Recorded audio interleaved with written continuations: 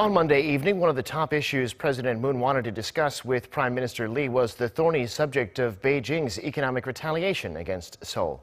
While the two appeared to agree on working toward better economic cooperation, some local experts in South Korea remain unconvinced that China's unofficial sanctions will be lifted anytime soon.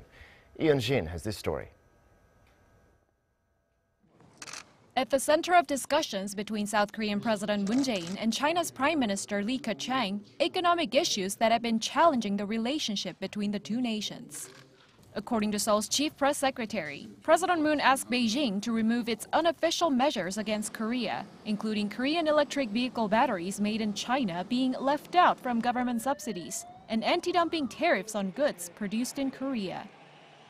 The electric vehicle battery business is an industry that grows through state subsidies, so without these subsidies, Korean companies can't even enter the local market. The Chinese premier said his country has to prioritize the safety and the sentiment of its people when it comes to products. On that regard, experts say that as long as Korean firms like LG Chem and Samsung SDI keep producing quality batteries, a turnaround in the environment can be expected. So the industry remains hopeful. We hope our business in China recovers through the two countries improving their ties and our continuous efforts to expand localization.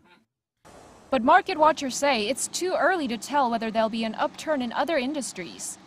Since Korea announced the deployment of the U.S. anti-missile system in 2015, of which Beijing has been fiercely against, Korean firms have suffered unprecedented damage from China.